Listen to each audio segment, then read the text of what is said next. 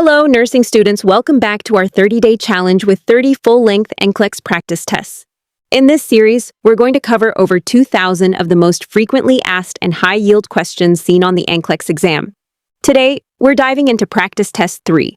And trust me, if you watch all 30 of these practice test videos, nothing can stop you from passing the NCLEX on your very first try.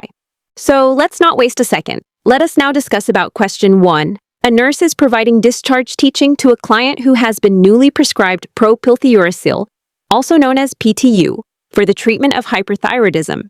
Which of the following client statements indicates a correct understanding of this medication? Let us look at the options. Option A states, I will try to eat more foods that contain iodine like seaweed and iodized salt.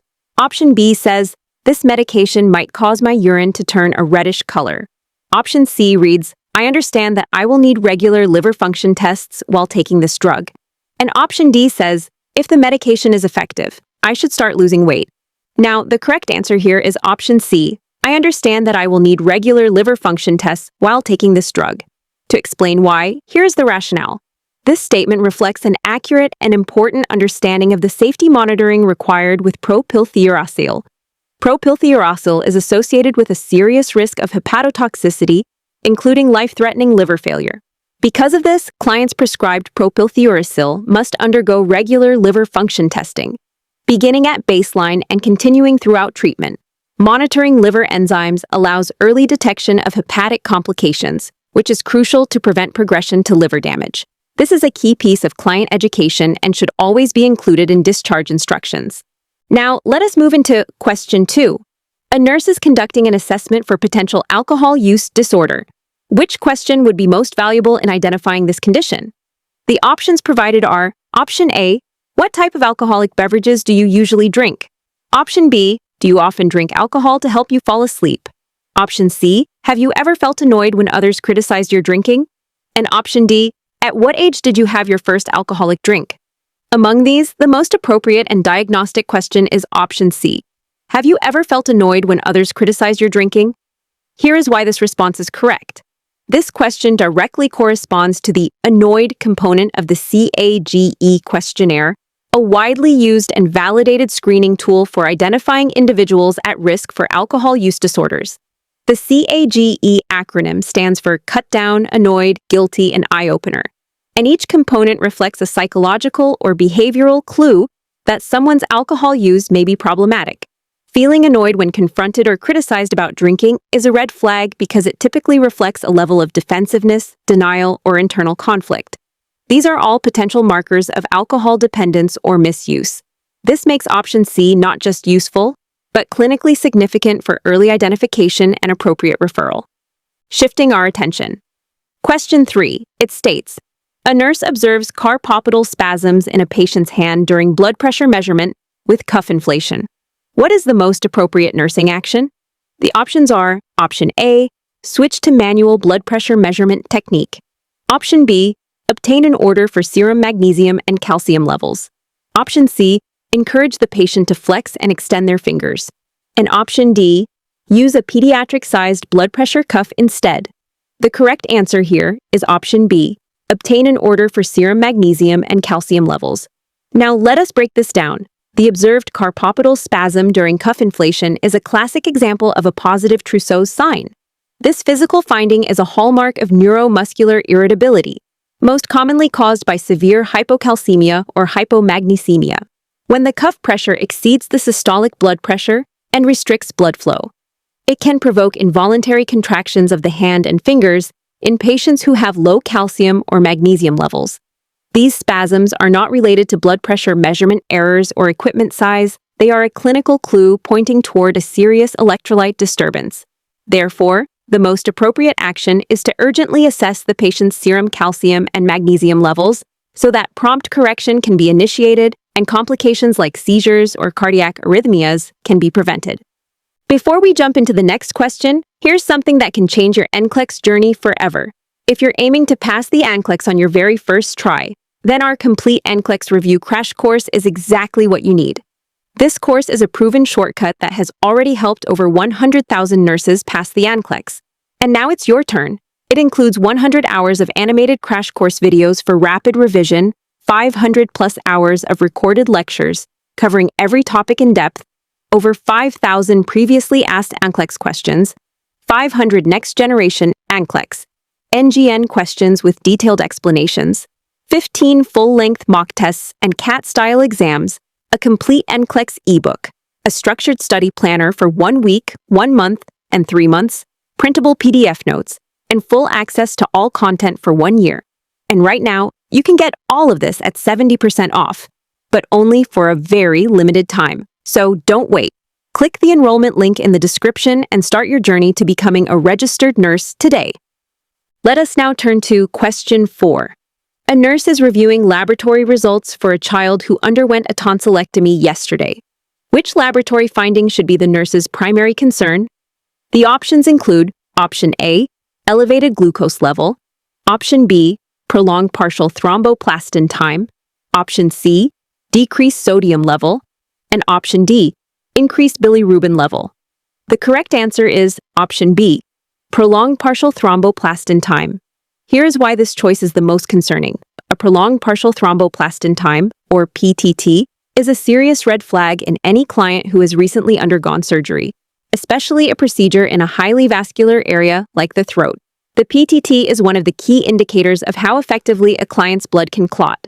When this value is prolonged, it signals a potential deficiency in clotting factors or a bleeding disorder, either of which puts the client at high risk for postoperative hemorrhage. In children, this risk is even more dangerous because of their smaller circulating blood volume. Bleeding after tonsillectomy can lead to airway compromise or shock if not recognized and addressed promptly. Therefore, in this situation, prolonged PTT must be treated as a priority finding requiring immediate attention and intervention. Now, let us move into the question 5. The scenario reads, a nurse observes a regular narrow complex tachycardia at 200 beats per minute on a patient's cardiac monitor, with P waves buried in the T waves. Vagal stimulation was attempted but unsuccessful. Which medication should the nurse anticipate administering? The options are Option A, epinephrine, Option B, adenosine, Option C, dopamine, and Option D, lidocaine. The correct answer is Option B, adenosine. Here is the clinical reasoning behind it. The cardiac rhythm described is classic for supraventricular tachycardia, or SVT, which typically presents with a rapid, regular heart rate above 150 beats per minute, narrow QRS complexes, and P waves that are often hidden in the preceding T waves due to the extremely fast rate. SVT is usually caused by a reentrant circuit above the ventricles. When non-pharmacologic interventions such as vagal maneuvers fail, the first-line medication to interrupt this rhythm is adenosine. This drug works by transiently blocking conduction through the atrioventricular node, essentially giving the heart a brief reset to stop the abnormal rhythm circuit. It must be given rapidly through an intravenous push, immediately followed by a saline flush, because of its extremely short half-life. This medication is highly effective, and its administration must be closely monitored due to the brief period of asystole it may cause before sinus rhythm resumes. Now let us focus on question 6. A nurse is educating a patient about managing chronic lower back pain at home. Which patient statement demonstrates the need for further instruction? The options are Option A, I will quit smoking to improve blood flow to my spine. Option B, sleeping flat on my back with no pillow is best for my spine. Option C, a firm mattress will provide better support for my back. And Option D, I should lift heavy items by bending at my knees, not my waist. The correct answer is Option B, sleeping flat on my back with no pillow is best for my spine. Here is the rationale. This particular statement reflects a misunderstanding of proper sleeping posture for someone with chronic lower back pain. Lying completely flat on the back without any support can actually increase lumbar lordosis, the inward curvature of the lower spine, placing extra pressure on the lumbar region. This position forces the spine out of its natural alignment and can aggravate pain or lead to stiffness. The recommended positions for spinal support are either lying on the side with a pillow between the knees or lying on the back with a pillow placed under the knees. These positions help preserve the natural curvature of the spine and reduce unnecessary strain. Therefore, the nurse should reinforce this correction and clarify proper sleeping techniques to ensure the client avoids habits that could worsen their condition. Let us now take question 7. A nurse is providing medication education to a patient who is starting metoclopramide for chronic nausea. Which symptom requires the patient to seek immediate medical attention? The options are Option A, restlessness and difficulty sitting still. Option B, elevated body temperature with confusion and rigid muscles. Option C, mild dizziness when standing up. And Option D, loose stools occurring twice daily. The correct answer is Option B, elevated body temperature with confusion and rigid muscles. Now here is why this is the most critical response. This combination of symptoms, high body temperature, altered mental status, and muscle rigidity, is a classic triad that strongly indicates neuroleptic malignant syndrome, or NMS. This is a rare but life-threatening reaction to dopamine antagonists like metoclopramide. NMS is characterized by hyperthermia, extreme muscle rigidity, confusion or altered consciousness, and signs of autonomic instability such as fluctuating blood pressure or heart rate. If not recognized and treated promptly, it can lead to rhabdomyolysis, organ failure, and death. This is a medical emergency, and clients must be taught to seek emergency care immediately if these symptoms occur. While symptoms like restlessness or mild dizziness may be side effects, only the triad presented in Option B signifies a dangerous. Now let us move into the question 8. A nurse is teaching a patient about care precautions following femoral central line insertion. Which instruction is most important for preventing complications? The options are Option A, increase your fluid intake to at least 3,000 milliliters daily. Option B, clean the insertion site twice daily with antibacterial soap. Option C, keep your head of bed elevated no higher than 45 degrees. And Option D, change your dressing immediately if it feels uncomfortable. The correct answer is Option C, keep your head of bed elevated no higher than 45 degrees. Now, here's the key point behind this recommendation. For clients with a femoral central line, positioning plays a critical role in preventing mechanical complications. Elevating the head of the bed beyond 45 degrees can lead to significant hip flexion, which puts undue pressure and tension on the catheter at the femoral site. This stress can cause the catheter to migrate, become dislodged, or even result in bleeding or vascular injury. By keeping the head of bed at 45 degrees or lower, we help maintain catheter stability, protect the insertion site, and reduce the risk of serious complications. This instruction is especially important to reinforce during client education because it directly influences the safety and longevity of the central line. Starting with question 9, the focus is on safe swallowing techniques for patients with dysphagia. The question asks, a charge nurse is evaluating a novice nurse who is assisting a patient with dysphagia during mealtime. Which action would require immediate feedback? The options include Option A, encouraging the patient to maintain an upright seated position for 45 to 90 minutes post-meal. Option B, instructing the patient to hyperextend their neck and lean their head back while swallowing. Option C, separating foods with different consistencies and serving them individually per bite. And Option D, adding condiments and seasonings to enhance meal appeal. The correct answer is Option B, instructs the patient to hyperextend their neck and lean their head back while swallowing. The rationale is that neck hyperextension increases the risk of aspiration by opening the airway. The correct maneuver for dysphagia is the chin tuck position, which helps close off the airway and directs the food safely toward the esophagus. This makes Option B a critical safety concern that must be corrected immediately. Now moving to question 10, we evaluate outcomes of treatment in a patient experiencing a sickle cell crisis. The question is, which finding best indicates that therapeutic goals are being met? The options are Option A, patient verbalizes improved comfort with reduced pain. Option B, rising neutrophil counts. Option C, increased fatigue during routine activities. And Option D, delayed skin recoil on physical exam. The correct answer is Option A, patient verbalizes improved comfort with reduced pain intensity. The hallmark of a vaso-occlusive crisis in sickle cell disease is severe pain caused by ischemia due to sickled cells. Effective treatment focuses on hydration and pain control. A patient reporting reduced pain is a strong indicator that these therapeutic goals are being met and that the crisis is resolving. Before we jump into the next question, here's something that can change your NCLEX journey forever. If you're aiming to pass the NCLEX on your very first try, then our complete nclex-review crash course is exactly what you need. This course is a proven shortcut that has already helped over 100,000 nurses pass the NCLEX. And now it's your turn. It includes 100 hours of animated crash course videos for rapid revision, 500+ hours of recorded lectures covering every topic in depth, over 5,000 previously asked NCLEX questions, 500 next-generation nclex-rn questions with detailed explanations, 15 full-length mock tests and CAT-style exams, a complete NCLEX ebook, a structured study planner for 1 week, 1 month, and 3 months, printable PDF notes, and full access to all content for 1 year. And right now, you can get all of this at 70% off, but only for a very limited time. So don't wait. Click the enrollment link in the description and start your journey to becoming a registered nurse today. Let us now focus on question 11. A registered nurse is preparing a patient for a scheduled spinal tap procedure. Which assessment finding would necessitate immediate notification of the healthcare provider before proceeding?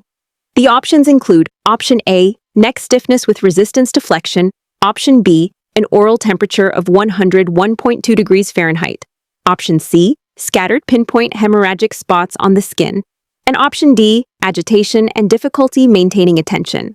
The correct answer here is Option D, agitation and difficulty maintaining attention. Here is the reasoning behind that choice.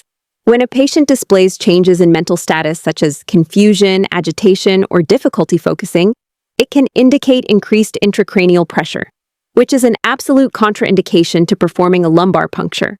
Rather than removing cerebrospinal fluid as planned, doing so in the presence of elevated pressure can cause rapid decompression, leading to brain herniation through the foramen magnum. This sudden shift of brain tissue can compress vital centers in the brainstem, potentially resulting in respiratory arrest or death.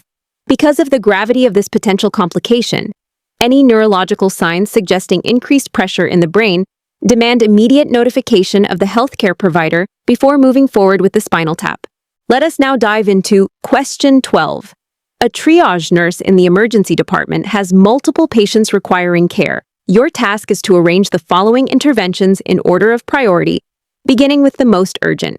The situations include applying sterile dressings to multiple abrasions on a patient being discharged home, initiating prescribed intravenous magnesium sulfate therapy for a patient experiencing severe bronchospasm, monitoring vital signs for a patient receiving continuous norepinephrine infusion, obtaining a signature on surgical consent forms for a patient scheduled for appendectomy in 4 hours, and establishing intravenous access with fluid resuscitation for a patient who has moderate volume depletion. So, what should come first? The top priority is initiating the prescribed intravenous magnesium sulfate for the patient with severe bronchospasm. This is because bronchospasm directly threatens the patient's ability to breathe, which immediately qualifies as an airway emergency. Magnesium sulfate acts as a bronchodilator by relaxing the airway's smooth muscles, and according to the ABC framework, airway, breathing, circulation breathing issues always take precedence over all other clinical tasks when survival is at risk. Next in line is monitoring vital signs for the patient receiving continuous norepinephrine infusion. This drug is used to support blood pressure in critically ill patients, and its effects must be closely monitored to prevent dangerous spikes or drops in perfusion. Accurate and continuous monitoring helps ensure organ function and circulatory stability. The third priority is to establish intravenous access and begin fluid resuscitation for the patient with moderate volume depletion. Although this patient is not in shock, prompt fluid administration helps prevent further decline in perfusion and supports circulation, which is the C in the ABC framework. Following that, you would obtain the signature for surgical consent on a patient scheduled for appendectomy in 4 hours. While important for preoperative planning, this task is not urgent compared to breathing and circulation-related issues. And finally, the lowest priority is applying sterile dressings to multiple abrasions on a patient being discharged home. This is a non-urgent intervention involving a stable patient who does not require critical care.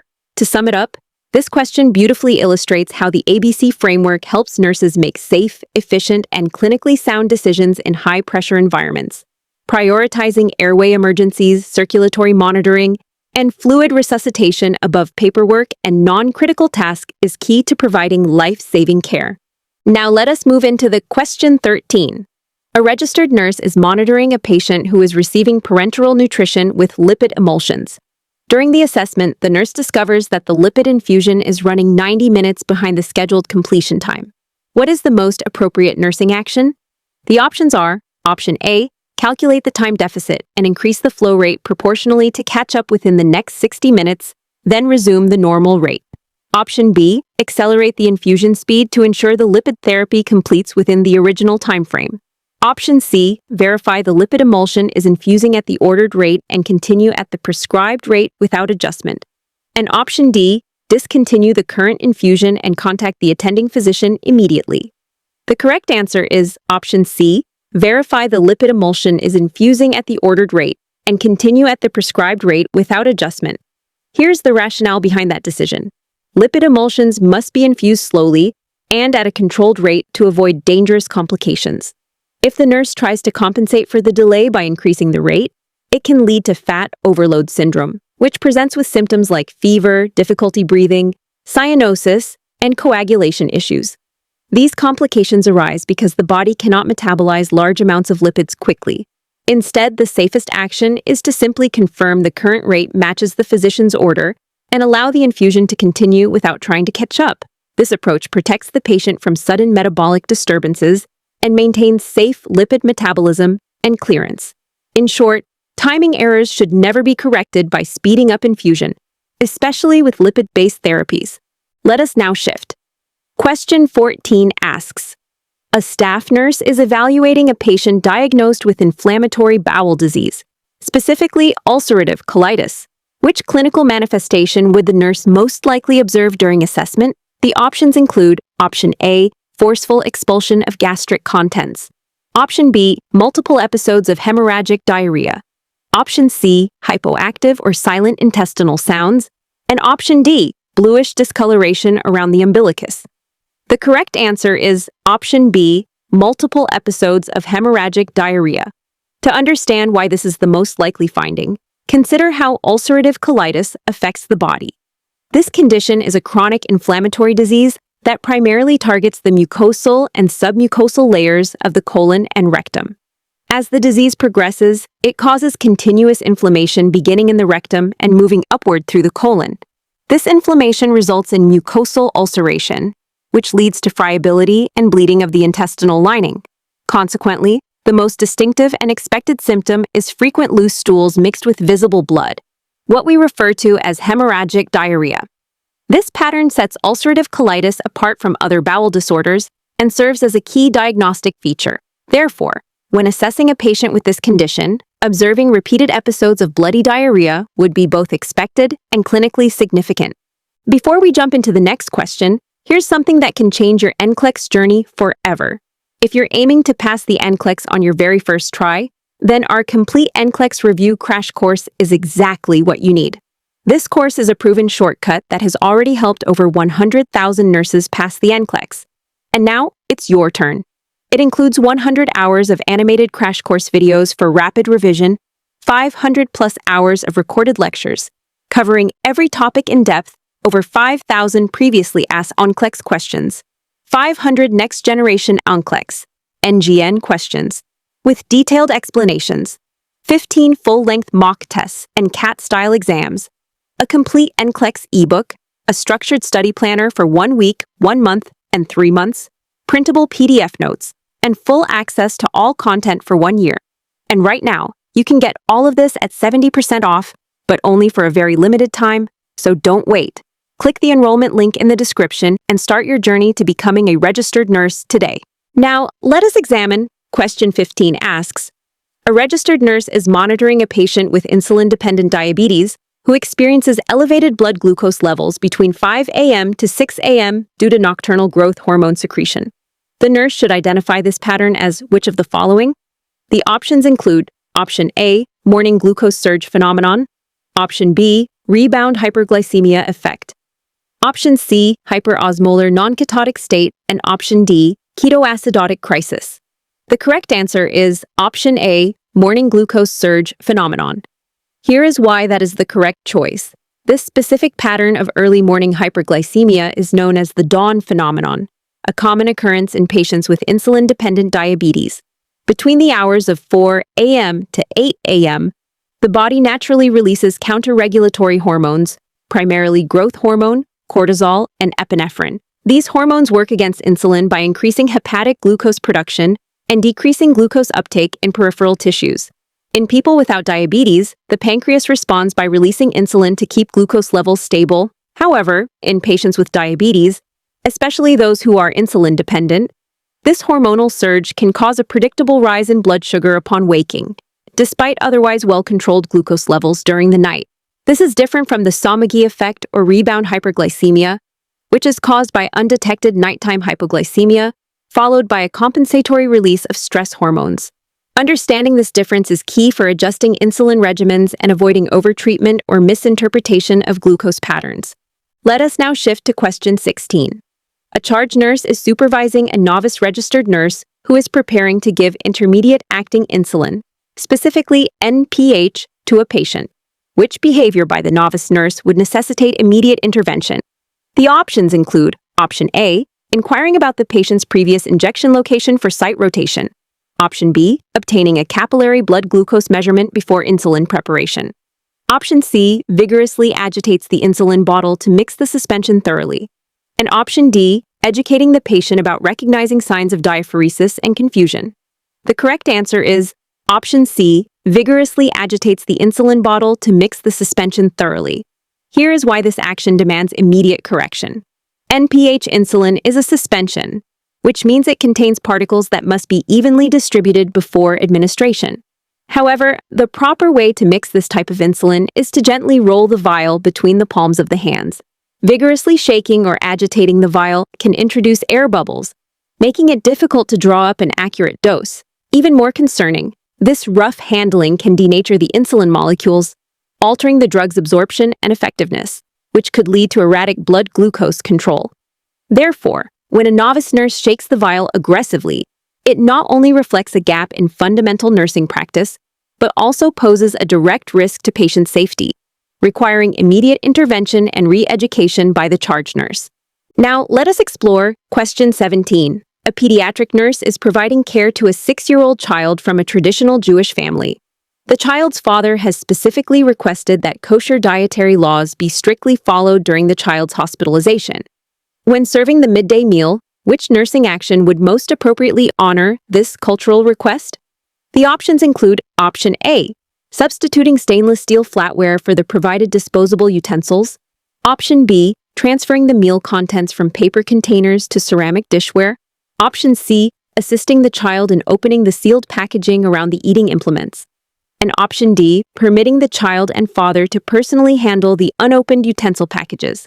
The correct answer is Option D, permitting the child and father to personally handle the unopened utensil packages.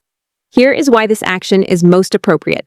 In traditional Jewish dietary practice, kosher meals are carefully prepared and packaged under strict rabbinical supervision to ensure full compliance with religious laws.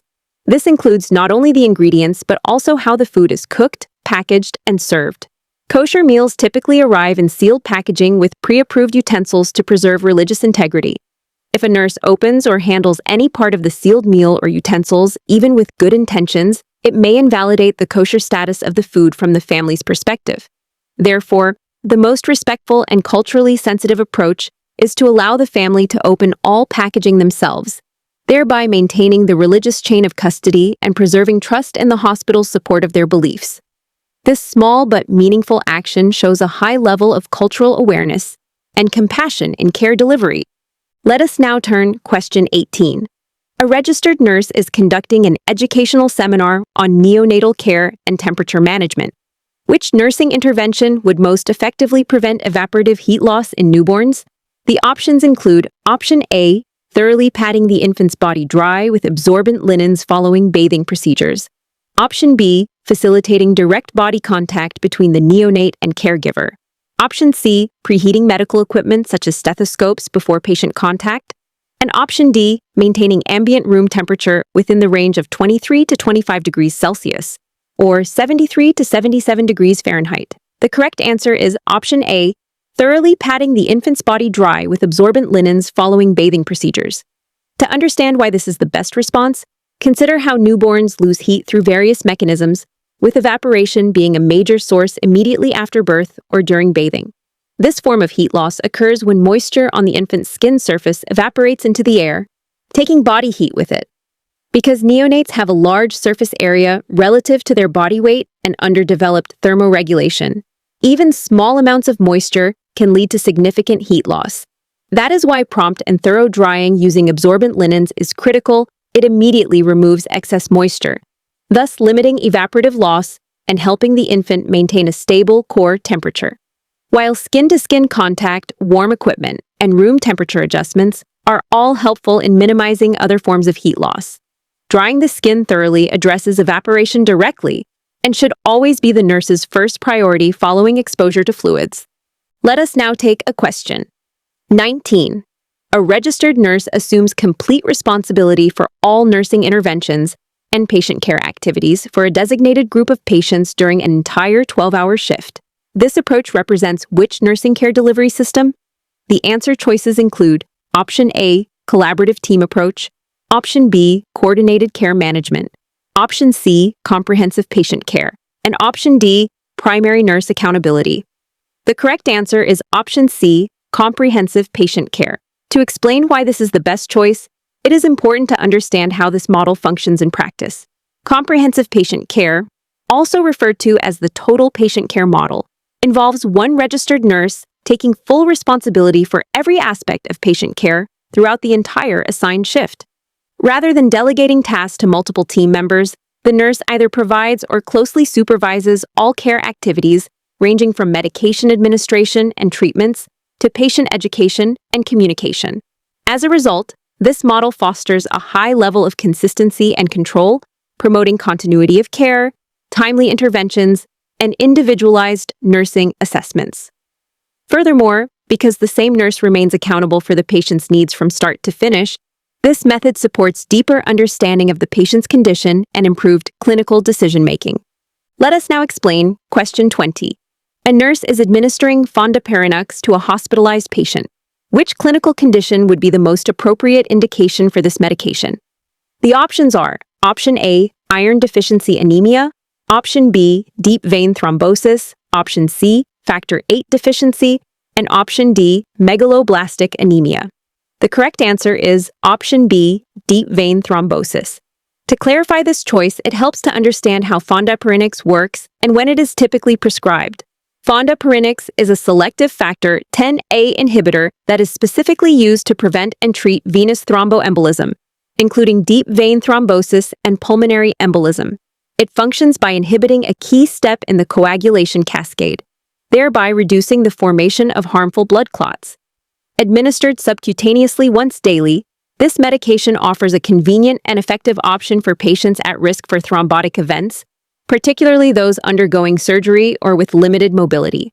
Unlike conditions such as anemia or bleeding disorders like factor VIII deficiency, deep vein thrombosis directly aligns with the therapeutic action of fondaparinux, making it the most appropriate clinical indication among the choices provided. Let us now focus on question 21. A nurse is reviewing prescribed medications for a patient whose vital signs are as follows: heart rate 118 beats per minute, blood pressure 158/92 millimeters of mercury, respiratory rate 22 per minute, and temperature 98.6 degrees Fahrenheit. Which medication should be administered with the greatest level of caution? The options are Option A, atenolol 25 milligrams by mouth daily. Option B, enalapril 10 milligrams by mouth twice a day. Option C, ipratropium 0.5 milligrams via nebulizer 3 times a day. And Option D, terbutaline 2.5 milligrams by mouth 3 times a day. The correct answer is Option D, terbutaline 2.5 milligrams by mouth 3 times a day. To explain this further, it is essential to recognize the pharmacologic effects of terbutaline, which is a beta-2 adrenergic agonist used as a bronchodilator. However, in addition to its respiratory benefits, it is also known to cause stimulation of the cardiovascular system, resulting in side effects such as tachycardia, palpitations, and elevated blood pressure. Since the patient already presents with a heart rate of 118 beats per minute and elevated blood pressure, administering terbutaline may significantly worsen these pre-existing conditions. This could place the patient at increased risk for cardiac complications, such as arrhythmias or hypertensive crisis. For that reason, This medication should be approached with caution, and the nurse should consider consulting the healthcare provider before proceeding. Now, let us turn to question 22. A nurse is conducting nutritional assessments on hospitalized patients. Which screening tool is specifically designed to evaluate a patient's nutritional status? The options include Option A, Functional Independence Measure, Option B, FACES Pain Scale, Option C, Subjective Global Assessment, and Option D, Activities of Daily Living Scale. The correct answer is Option C, Subjective Global Assessment. To break this down clearly, the Subjective Global Assessment is a validated clinical tool used to assess nutritional status through both patient history and physical examination. Rather than focusing on laboratory values alone, the Subjective Global Assessment considers a comprehensive set of factors, such as recent weight changes, alterations in dietary intake, gastrointestinal symptoms, changes in functional capacity, and physical signs of malnutrition like muscle wasting or fat loss. This approach allows healthcare professionals to make a well-rounded judgment about whether a patient is well-nourished, moderately malnourished, or severely malnourished. While other tools on the list evaluate pain or functional ability, the Subjective Global Assessment is the only one specifically intended for nutritional evaluation, making it the most appropriate choice in this context. Before we jump into the next question, here's something that can change your NCLEX journey forever. If you're aiming to pass the NCLEX on your very first try, then our complete nclex-review crash course is exactly what you need. This course is a proven shortcut that has already helped over 100,000 nurses pass the NCLEX. And now, it's your turn.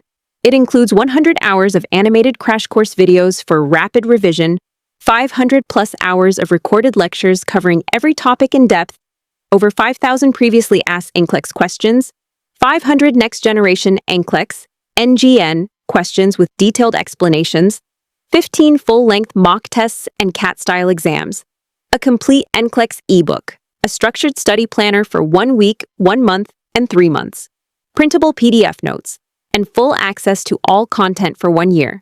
And right now, you can get all of this at 70% off, but only for a very limited time. So, don't wait. Click the enrollment link in the description and start your journey to becoming a registered nurse today. Let us move forward with question number 23, which highlights a critical aspect of safe medication administration. The scenario presents a nurse who receives a medication order from the attending physician that reads, Metoprolol 4 milliliters intravenous push once. Now, the nurse must determine the most important initial action. Here are the options to consider.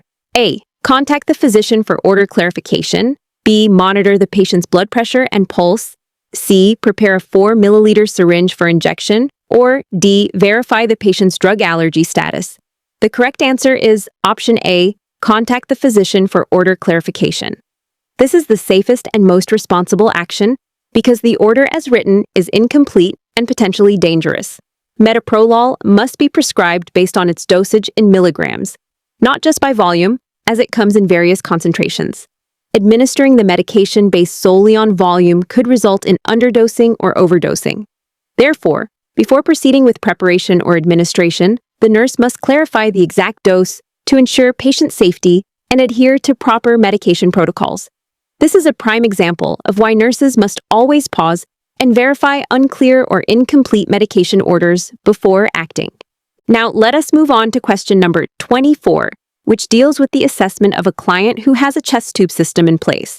The nurse observes that the water in the water seal chamber is moving up and down in sync with the client's respirations.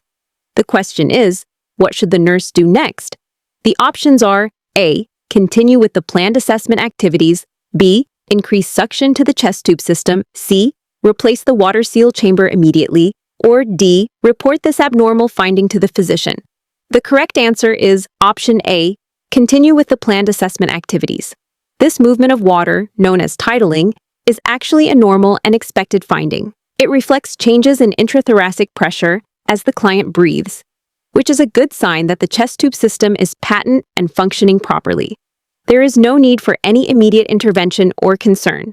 The nurse should simply proceed with routine assessment and monitoring as planned.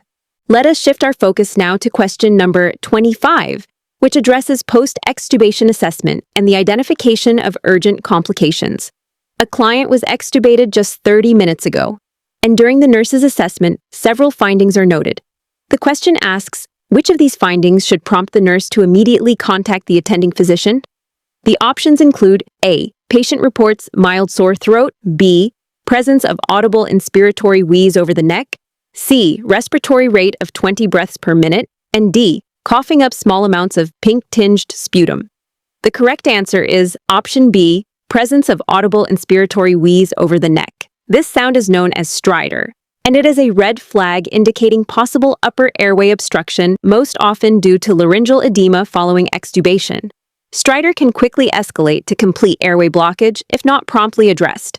Immediate notification of the physician is necessary, as the client may require emergency airway intervention, including potential reintubation. This finding must never be ignored, as it poses a direct threat to the patient's airway and oxygenation. Let us now continue with question number 26, which highlights appropriate delegation in nursing practice. In this scenario, a registered nurse is supervising a licensed practical or vocational nurse in the care of a client who has a chronic wound infection. The question asks, which responsibility is most appropriate for the registered nurses to assign to the licensed practical or vocational nurse? The choices are A. Collect specimens for microbiological testing during wound care, B. Instruct the patient on dietary modifications for wound healing, C. Determine the client's risk factors for delayed healing, or D. Arrange follow-up appointments with wound care specialists. The correct answer is option A. Collect specimens for microbiological testing during wound care. This is a task that falls within the licensed practical or vocational nurse's scope of practice, as it is procedural and follows a clearly defined protocol, while tasks like patient education, assessing risk factors, and coordinating follow-up care require higher-level clinical judgment and critical thinking, which are responsibilities reserved for the registered nurse. Specimen collection is a technical skill that can be safely delegated to a licensed practical or vocational nurse. Let us move on to question number 27, which focuses on pediatric dosage calculation, a crucial skill for ensuring safe medication administration. The scenario involves a pediatric patient weighing 13 kilograms who requires vancomycin at a dose of 50 milligrams per kilogram per day, divided into 3 equal doses. The available solution contains 500 milligrams of vancomycin in 100 milliliters of normal saline. The question is, what volume of solution is needed for one dose? The options are A. 35 milliliters, B. 43 milliliters, C. 52 milliliters, or D. 60 milliliters. The correct answer is option B. 43 milliliters. Let us break down the calculation. First, determine the total daily dose. 50 milligrams multiplied by 13 kilograms equals 650 milligrams per day. Since the medication is to be given in 3 equal doses, divide 650 milligrams by 3, which gives approximately 216.66 milligrams per dose. Now calculate the volume. 216.66 milligrams divided by 500 milligrams multiplied by 100 milliliters equals approximately 43.32 milliliters. When rounded to the nearest whole number, the correct volume for one dose is 43 milliliters. Let us now take a closer look at question number 28, which addresses the proper technique for wound culture collection, a critical step in ensuring accurate diagnostic results. The question asks, before obtaining a culture specimen from a leg wound, which essential step must the nurse complete to ensure the results are accurate? The answer choices are A. Rinse the wound bed with sterile saline, B. Dry the wound surface thoroughly, C. Apply antiseptic to the wound edges, or D. Put on sterile examination gloves. The correct answer is option A. Rinse the wound bed with sterile saline. This step is crucial because it helps remove surface contaminants such as skin flora and debris that could interfere with the culture results. By irrigating the wound with sterile saline before collecting the specimen, the nurse ensures that the culture more accurately reflects the true pathogenic organisms present in the wound. This, in turn, allows the healthcare provider to select the most effective antibiotic therapy. Next, let us look at question number 29, which focuses on appropriate delegation of tasks within the nursing team. The question asks, which client care task can be appropriately assigned to a licensed practical or vocational nurse by the charge nurse? The options include A. Providing initial discharge teaching for diabetic management, B. Coordinating prescription orders with the hospital pharmacy, C. Evaluating a client's decision to refuse treatment, or D, administering intravenous push medications for breakthrough pain? The correct answer is option B, coordinating prescription orders with the hospital pharmacy. This is an appropriate task for an licensed practical or vocational nurse because it involves clerical communication and routine coordination, rather than clinical decision-making or patient education. Unlike options A and C, which require critical thinking and professional nursing judgment at the registered nurse level, or option D, which may be outside the licensed practical scope depending on facility policy and state regulations, coordinating medication orders is a non-complex, clearly defined responsibility that licensed practical nurses are fully qualified to handle. Before we jump into the next question, here's something that can change your NCLEX journey forever. If you're aiming to pass the NCLEX on your very first try, then our complete nclex-review crash course is exactly what you need.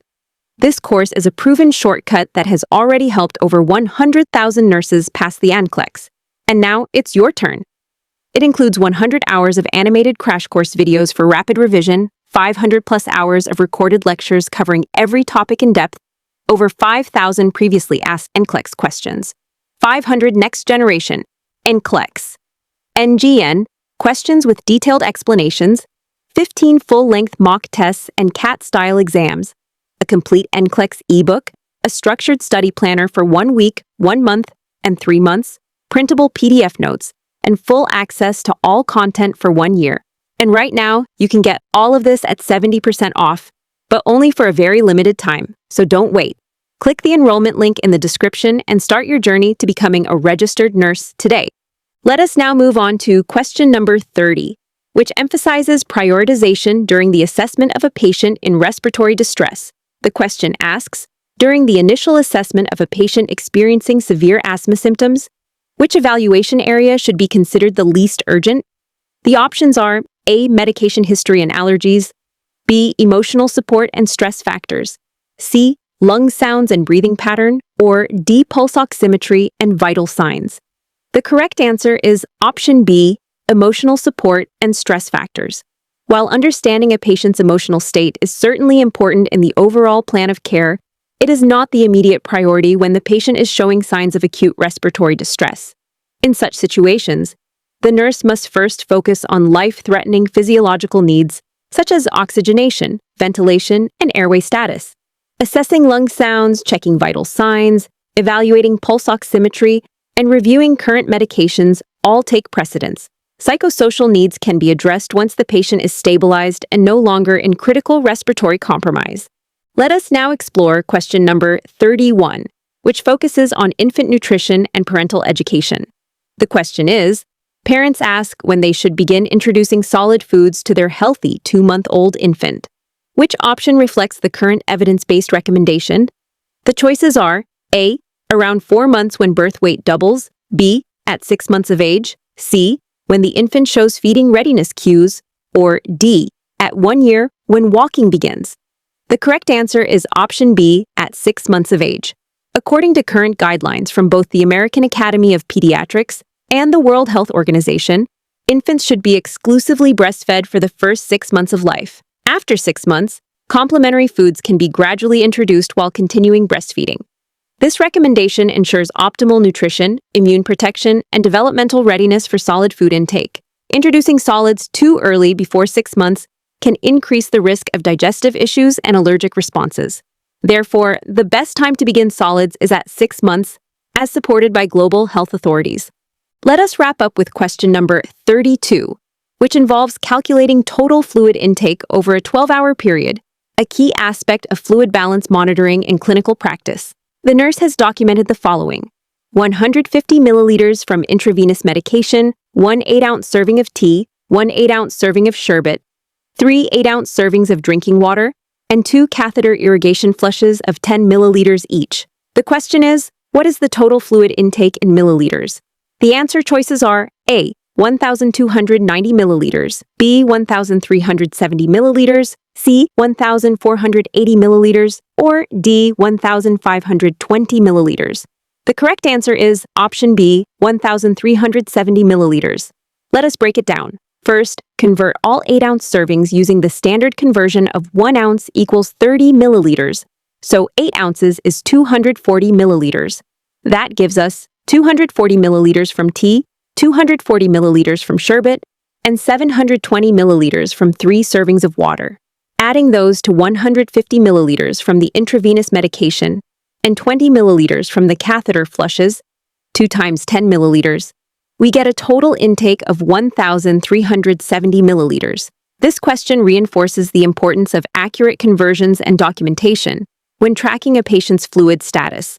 Now, let us turn our attention to question number 33, which highlights the importance of therapeutic communication and patient education. In this scenario, a nurse is caring for a burn patient who is receiving total parenteral nutrition, or TPN, and the patient asks, "What is this intravenous medication?" The question is, what is the most appropriate response from the nurse? The options include A. This is nutrition given through your intravenous because burns increase your body's nutritional needs significantly. B. This is just intravenous fluids to keep you hydrated during your recovery. C. I'm not sure what that is. Let me ask your doctor and get back to you. And D. This prevents infection and helps your burns heal faster. The correct answer is option A. This is nutrition given through your intravenous because burns increase your body's nutritional needs significantly. This response is both accurate and informative, explaining that TPN is not a medication, but a method of delivering essential nutrients directly into the bloodstream, especially in patients with severe burns who are in a hypermetabolic state. These patients require significantly more calories, protein, and micronutrients for wound healing and metabolic recovery.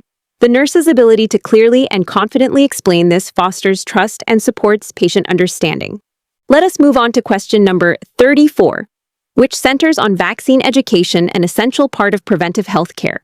During a session on immunizations, the nurse is discussing key facts with a group of patients. The question asks, which piece of information should the nurse emphasize as accurate? The choices are A. Rubella immunization is recommended during pregnancy planning. B. Human papillomavirus vaccine prevents most cervical cancers. C. Influenza vaccination begins at 5 months of age. Or D. Zoster vaccine should start at age 40 years. The correct answer is option B. Human papillomavirus vaccine prevents most cervical cancers. This is an important and evidence-based message. Human papillomavirus is the leading cause of nearly all cervical cancer cases, and the HPV vaccine is the only vaccine proven to significantly reduce the risk of developing cervical cancer. Administering this vaccine during. Now, let us take a look at question number 35, which focuses on behavioral health nursing and the concept of therapeutic milieu. A nurse educator is teaching new behavioral health staff about this foundational principle, and the question is, which statement demonstrates correct understanding of the therapeutic milieu? The options are A. A flexible environment with minimal rules to promote client freedom. B. Group sessions focused on problem solving and peer support. C. Using rewards and consequences to modify problematic behaviors. Or D.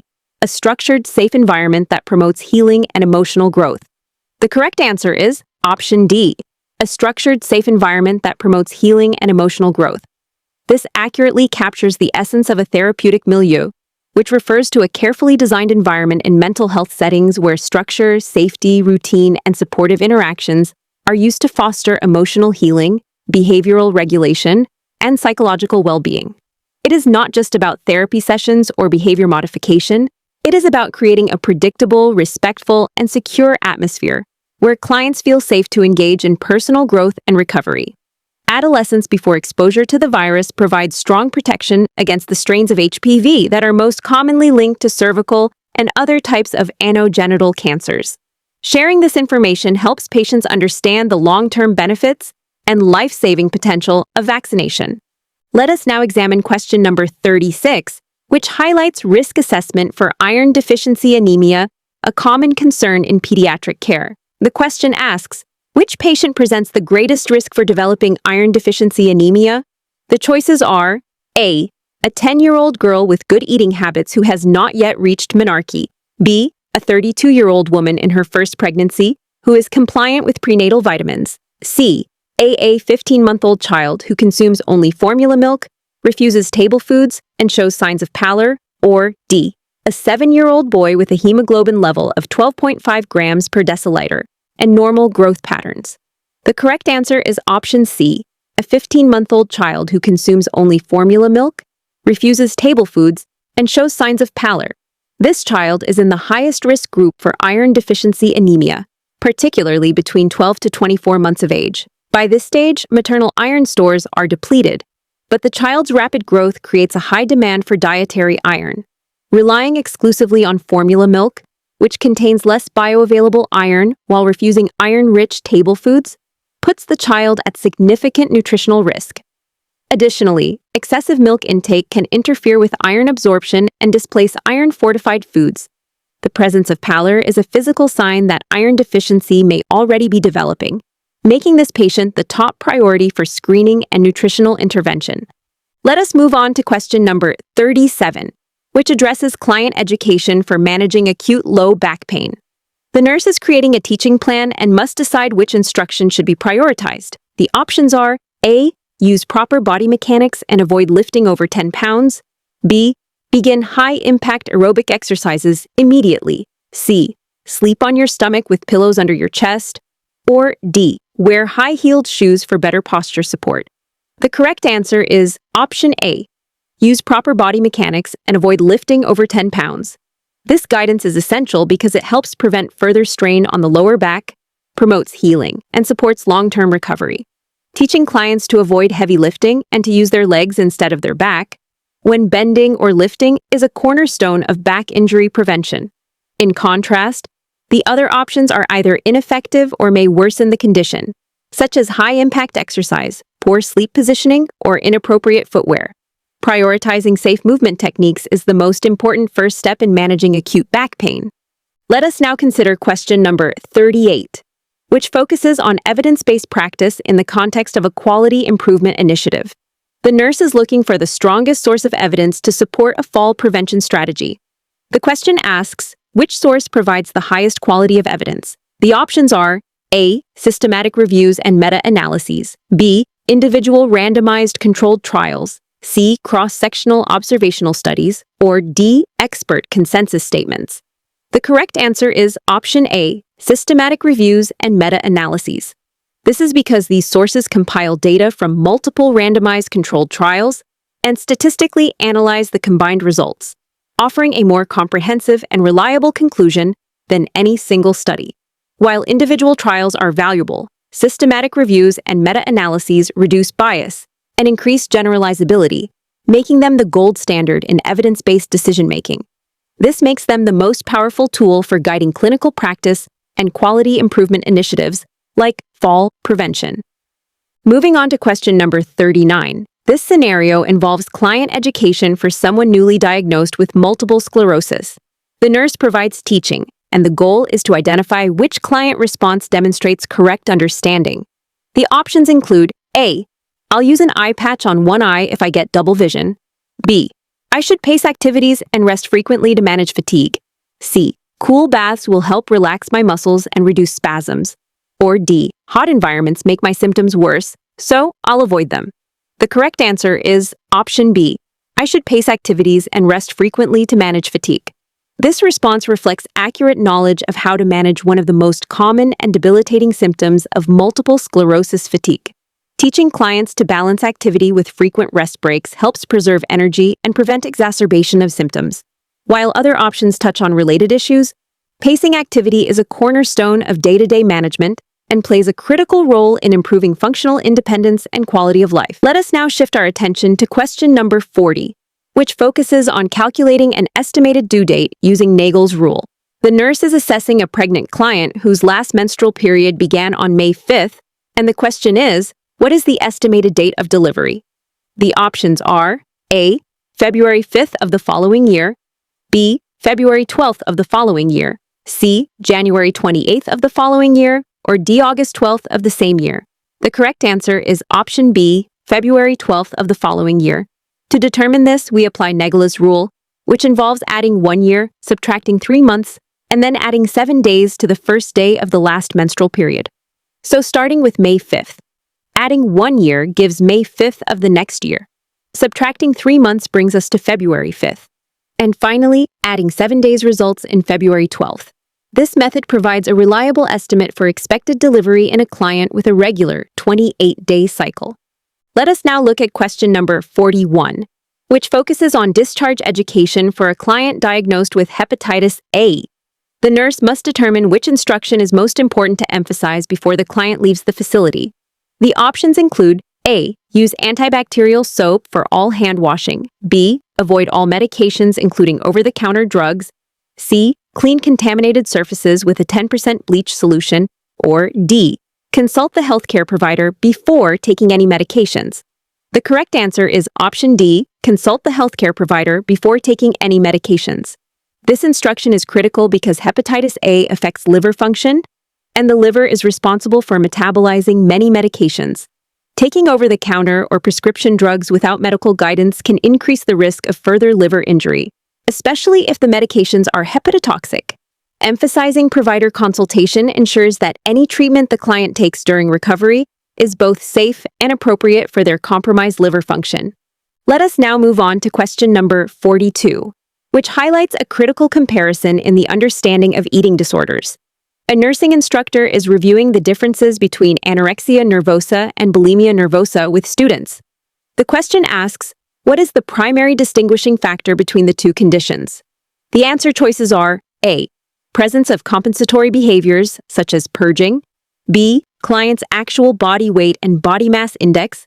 C. Frequency of binge eating episodes. Or D. Severity of body image distortion. The correct answer is option B. Client's actual body weight and body mass index. While both disorders share psychological features like body image distortion and often include behaviors such as purging or binge eating, the major clinical difference lies in body weight. Individuals with anorexia nervosa have significantly low body weight, typically with a body mass index below 18.5, whereas clients with bulimia nervosa usually maintain a weight within or above the normal range. This distinction is crucial for diagnosis and treatment planning. Before we jump into the next question, here's something that can change your NCLEX journey forever. If you're aiming to pass the NCLEX on your very first try, then our complete nclex-review crash course is exactly what you need. This course is a proven shortcut that has already helped over 100,000 nurses pass the NCLEX. And now, it's your turn. It includes 100 hours of animated crash course videos for rapid revision, 500+ hours of recorded lectures covering every topic in depth, over 5,000 previously asked NCLEX questions, 500 next-generation nclex (NGN) questions with detailed explanations, 15 full-length mock tests and CAT-style exams, a complete NCLEX ebook, a structured study planner for 1 week, 1 month, and 3 months, printable PDF notes, and full access to all content for 1 year. And right now, you can get all of this at 70% off, but only for a very limited time. So don't wait. Click the enrollment link in the description and start your journey to becoming a registered nurse today. Let us now turn to question number 43, which involves interpreting lab results for a client receiving phenytoin therapy. The nurse is reviewing the client's serum phenytoin level, which comes back at 12 micrograms per milliliter. Given that the therapeutic range for phenytoin is 10 to 20 micrograms per milliliter, the question is, what is the most appropriate nursing action? The options are A. Contact the physician to increase the phenytoin dose. B. Document the result and continue current therapy. C. Hold the next dose and recheck the level in 24 hours. Or D. Assess for signs of phenytoin toxicity immediately. The correct answer is option B. Document the result and continue current therapy. This is because a serum level of 12 micrograms per milliliter is well within the therapeutic range, indicating that the medication is working effectively without signs of toxicity. Since the client has been on phenytoin for 3 months and the level is stable, no adjustment or urgent intervention is required at this time, just routine documentation and continued monitoring. Let us now look at question number 44, which focuses on evaluating medication effectiveness in a client taking bupropion. The client has been on the medication for 4 weeks, and the nurse must assess for signs that it is working. The question asks, which finding best demonstrates therapeutic effectiveness? The choices are A. Decreased depressive symptoms and improved mood. B. Stabilized mood swings and decreased mania. C. Reduced auditory hallucinations and delusions. Or D. Improved sleep patterns and reduced anxiety. The correct answer is option A. Decreased depressive symptoms and improved mood. This is the expected therapeutic outcome for bupropion, which is a norepinephrine dopamine reuptake inhibitor primarily used to treat major depressive disorder. While it may also help with cravings and smoking cessation or substance use disorders, its core indication is alleviating depression. Therefore, improvements in mood and reductions in depressive symptoms are the clearest indicators that the medication is having its intended effect. Let us now examine question number 45, which involves interpreting arterial blood gas results and determining the appropriate nursing intervention. The values show a pH of 7.38, partial pressure of carbon dioxide in arterial blood at 39 millimeters of mercury, bicarbonate at 24 milliequivalents per liter, and a partial pressure of oxygen of 72 millimeters of mercury. The question is, based on these findings, what is the most appropriate nursing action? The options are A. Prepare to administer intravenous sodium bicarbonate per physician order. B. Administer supplemental oxygen therapy. C. Obtain an order for anxiolytic medication. Or D. Monitor the client and repeat ABG in 4 hours. The correct answer is option B. Administer supplemental oxygen therapy. While the pH, carbon dioxide, and bicarbonate levels are all within normal range, indicating no acid-base imbalance, the partial pressure of oxygen is slightly low, suggesting mild hypoxemia. This means that although the client is not in respiratory or metabolic distress, oxygenation still needs to be addressed. Administering supplemental oxygen is the appropriate intervention to correct this mild decrease in arterial oxygen and support adequate tissue perfusion. Let us now review question number 46, which focuses on RhoGAM administration and understanding its purpose in Rh incompatibility during pregnancy. The scenario involves a Gravida-1, para-0 client at 28 weeks gestation with an A-negative blood type who is scheduled to receive Rho-D immune globulin. The question asks, which client statement indicates a need for additional teaching? The options are A. This prevents my baby from developing antibodies against my blood, right? B. If my baby is Rh positive, I'll need another injection after delivery. C. This protects future pregnancies if this baby is Rh positive, though I'll need repeat doses. D. This prevents me from making Rh antibodies. The correct answer is option A. This prevents my baby from developing antibodies against my blood, right? This statement reflects a misunderstanding of how RhoGAM works. RhoGAM does not protect the baby from developing antibodies. It is given to the mother to prevent her immune system from forming antibodies against Rh-positive fetal blood.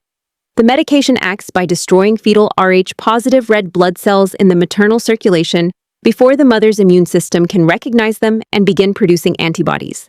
Therefore, further clarification and education are needed to ensure the client understands that RhoGAM protects her, not the baby, from developing Rh sensitization. Let us now focus on question number 47, which involves calculating an intravenous infusion rate in drops per minute. In this scenario, a primary healthcare provider has prescribed 200 milligrams of doxycycline to be infused over 1 hour. The pharmacy has prepared the medication in 150 milliliters of 0.9% normal saline, and the IV tubing being used has a drop factor of 10 drops per milliliter. The question asks, what is the correct infusion rate in drops per minute? The available choices are A. 15 drops per minute, B. 20 drops per minute, C. 25 drops per minute, or D. 30 drops per minute. The correct answer is option C, 25 drops per minute. To calculate this, we use the standard formula, total volume times drop factor, divided by time in minutes. That means 150 milliliters times 10 drops per milliliter, divided by 60 minutes, which equals 1,500 drops divided by 60, resulting in 25 drops per minute. This rate ensures that doxycycline is infused slowly over the full hour, which is important to reduce the risk of complications like phlebitis or gastrointestinal irritation while ensuring therapeutic effectiveness. Let us now turn to question number 48, which focuses on prioritizing nursing interventions for a client diagnosed with Addison's disease, also known as primary adrenal insufficiency. The question asks, which nursing intervention should be considered the highest priority? The options are A. Administer prescribed hydrocortisone replacement therapy, B. Provide sodium-rich foods and encourage fluid intake, C. Monitor skin condition and pigmentation changes, or D. Promote adequate rest and activity modification. The correct answer is option A. Administer prescribed hydrocortisone replacement therapy. This is the most critical intervention because Addison's disease results from the destruction of the adrenal cortex, leading to dangerously low levels of cortisol and aldosterone. Cortisol is vital for maintaining blood pressure, metabolism, and stress response. Without adequate replacement, the client is at risk for adrenal crisis, a medical emergency characterized by profound hypotension, electrolyte imbalances, and potential cardiovascular collapse. Administering hydrocortisone directly addresses the root cause of the condition and is essential for preventing life-threatening complications. Let us now take a closer look at question number 49, which involves interpreting arterial blood gas values to determine the appropriate nursing action. The lab results show a pH of 7.33, a partial pressure of carbon dioxide of 53 millimeters of mercury, a bicarbonate level of 24 milliequivalents per liter, and partial pressure of oxygen of 95 millimeters of mercury. The reference ranges indicate that the pH is slightly low and the carbon dioxide level is elevated, while bicarbonate and oxygen levels remain within normal limits. The question asks, based on these findings, which intervention should the nurse anticipate requesting from the healthcare provider? The options are A. Request supplemental oxygen therapy to improve tissue oxygenation, B. Obtain an order for bronchodilator medication to enhance airway patency, C. Secure a prescription for regular insulin to address metabolic disturbances, or D. Request sodium polystyrene sulfonate for electrolyte management. The correct answer is option B. Obtain an order for bronchodilator medication to enhance airway patency. These ABG results clearly indicate respiratory acidosis, as seen by the low pH and elevated carbon dioxide level, with normal bicarbonate suggesting the issue is acute and respiratory in nature. Bronchodilators can help improve airflow and reduce airway resistance, promoting better carbon dioxide elimination and correcting the acid-base imbalance. This makes bronchodilator therapy the most appropriate and timely intervention. Let us now focus on question number 50, which highlights the physiological risks associated with cold stress in newborns. In this scenario, the nurse is caring for a neonate who is showing signs of cold stress, and the question asks, which additional complication should the nurse prioritize monitoring for in this infant? The options are A. Elevated blood glucose levels due to stress response activation, B. Enhanced muscular rigidity and increased tone throughout the body, C. Decreased blood glucose levels from increased metabolic demands, or D. Elevated blood pH from respiratory compensation mechanisms. The correct answer is option C, decreased blood glucose levels from increased metabolic demands. This is because cold stress triggers a rapid increase in metabolic activity as the infant attempts to generate heat through non-shivering thermogenesis.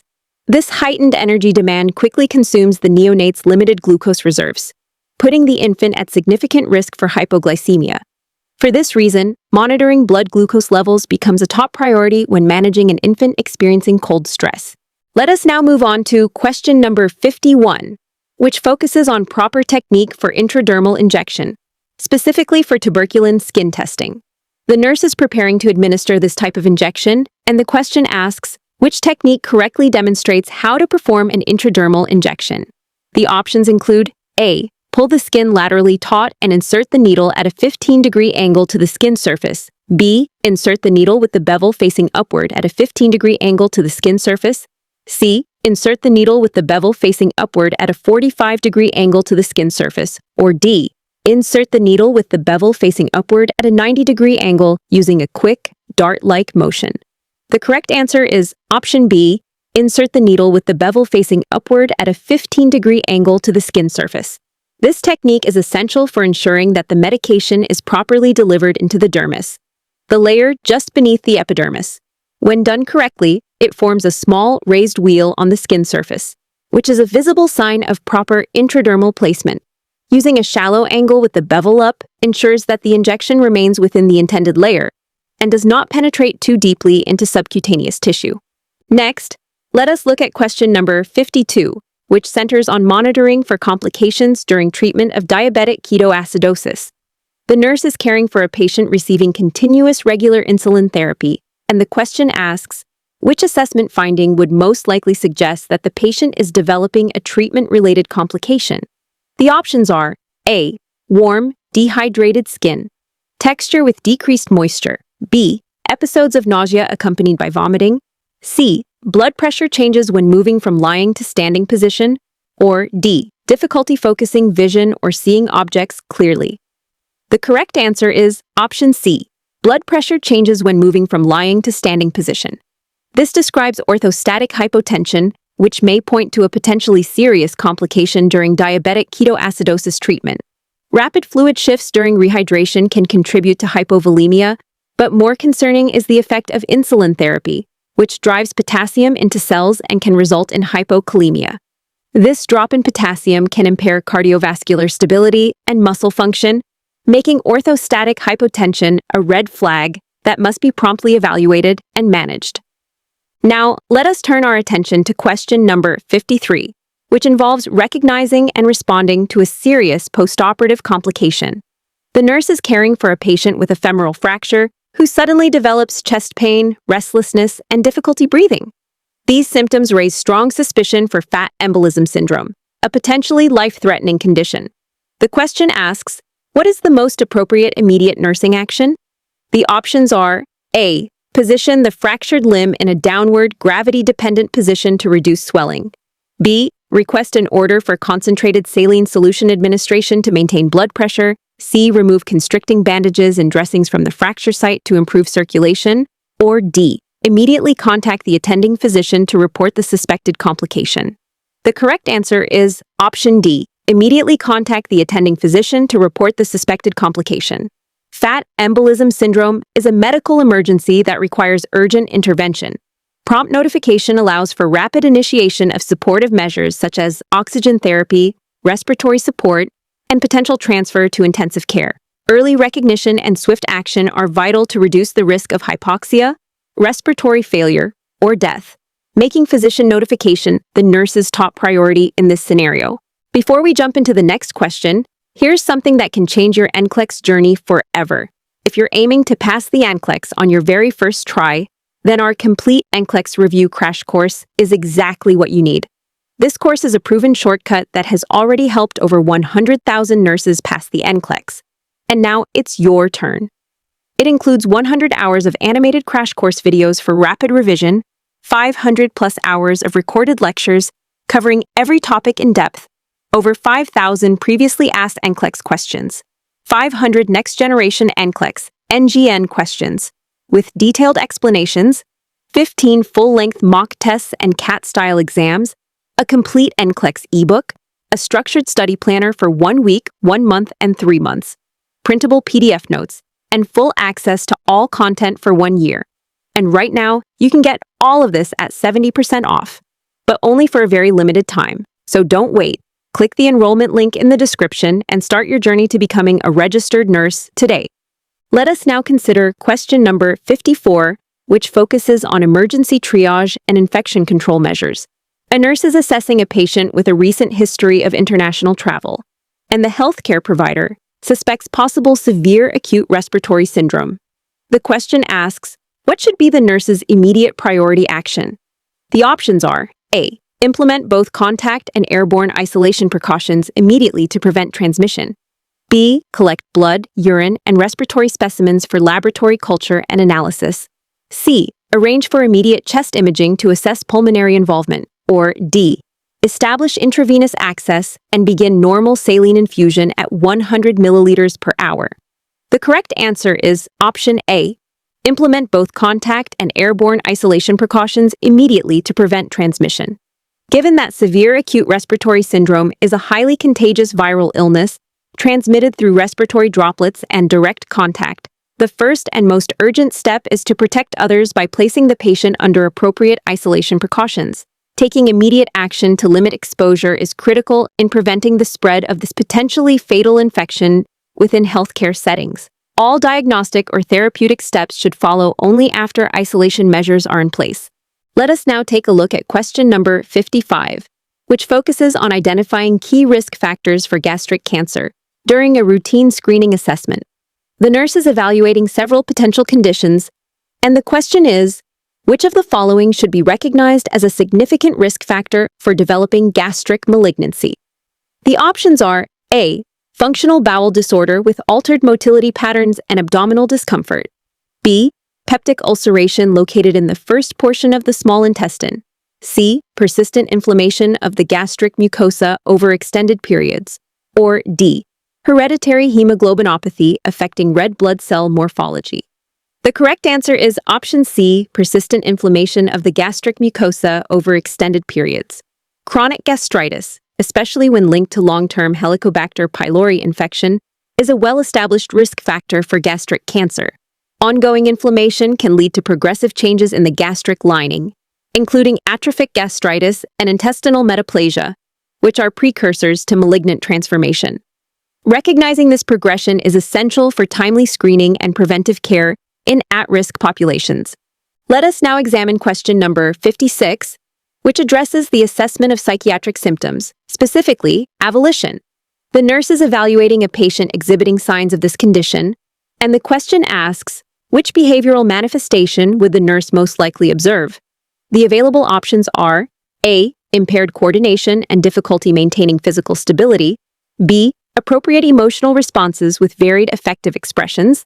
C. Reduced facial expressions and limited emotional display. Or D. Absence of drive to initiate or complete goal-directed activities. The correct answer is option D. Absence of drive to initiate or complete goal-directed activities. Avolition is characterized by a marked lack of motivation that leads to difficulty starting or completing everyday tasks, such as dressing, bathing, or engaging in social interaction. Individuals with avolition often appear disengaged or apathetic, not due to physical inability, but because of a profound lack of internal drive. This symptom is commonly associated with disorders like schizophrenia and requires careful observation and support from the nursing team. Let us now focus on question number 57, which involves prioritizing nursing care for a patient experiencing an acute flare of systemic lupus erythematosus.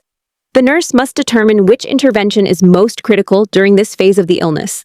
The options are A. Implementing strict infection prevention protocols and monitoring for signs of opportunistic infections. B. Addressing the patient's emotional responses and feelings of loss of control over their condition. C. Teaching adaptive coping mechanisms and stress management techniques for chronic disease management. Or D. Facilitating connections with support groups and community resources for ongoing assistance. The correct answer is option A. Implementing strict infection prevention protocols and monitoring for signs of opportunistic infections. This takes top priority because during acute exacerbations, patients with SLE are often treated with high-dose corticosteroids or other immunosuppressive therapies, which place them at significant risk for infection. Preventing and quickly identifying infections is essential, as even minor infections can rapidly become life-threatening in these immunocompromised individuals. While the other options are important for long-term support and holistic care, infection control is the immediate and most urgent concern during a disease flare. Turning now to question number 58, this item focuses on discharge teaching for parents of a child with cystic fibrosis, specifically regarding proper home nebulizer care. The nurse must identify which instruction is most important for preventing respiratory infections in this high-risk population. The options are A. Rinse the nebulizer tubing daily using warm, soapy water and allow to air dry completely. B. Sterilize the tubing weekly by placing it in the microwave for 30 seconds to eliminate all bacteria. C. Thoroughly clean the nebulizer mask or mouthpiece after each use with warm, soapy water and disinfect weekly. Or D. Complete cleaning of all nebulizer components should be performed every 2 weeks minimum. The correct answer is option C. Thoroughly clean the nebulizer mask or mouthpiece after each use with warm, soapy water and disinfect weekly. This guidance is essential because the mask or mouthpiece comes into direct contact with the child's respiratory tract and secretions, making it a potential source for bacterial growth if not cleaned properly. In children with cystic fibrosis who are already vulnerable to chronic respiratory infections, diligent cleaning and disinfection of equipment is critical to preventing complications. Emphasizing proper hygiene of nebulizer components supports safe therapy at home and reduces the risk of infection. Let us now examine question number 59, which focuses on recognizing a key clinical feature of acute epiglottitis in a pediatric patient. The nurse is assessing the child and needs to identify which manifestation is most likely to be observed. The options are A. Lack of coughing reflex or voluntary cough attempts. B. Frequent forceful coughing with thick sputum production.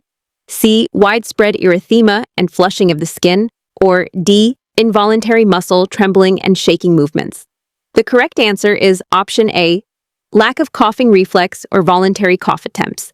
This symptom is a hallmark of acute epiglottitis. Due to severe inflammation and swelling of the epiglottis, children often avoid coughing because it exacerbates pain and further irritates the airway.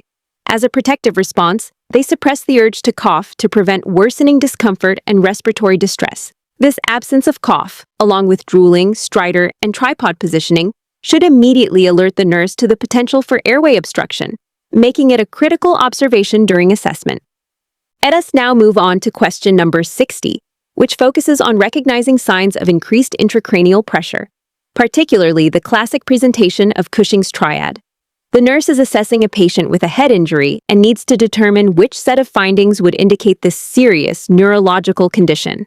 The options are A. Decreased blood pressure, elevated jugular venous pressure, and diminished heart sounds. B. Abnormal breathing patterns, decreased heart rate, and increased systolic blood pressure with stable diastolic pressure. C. Non-reactive pupils, decreased blood pressure, and slow heart rate. Or D. Slow heart rate, low blood pressure, and shallow respirations. The correct answer is option B. Abnormal breathing patterns, decreased heart rate, and increased systolic blood pressure with stable diastolic pressure. These symptoms represent the three components of Cushing's triad, which include irregular respirations, bradycardia, and a widening pulse pressure, meaning the systolic pressure rises while the diastolic remains stable or drops. This pattern signals increased intracranial pressure and impending brain herniation, requiring immediate medical attention to prevent irreversible damage or death.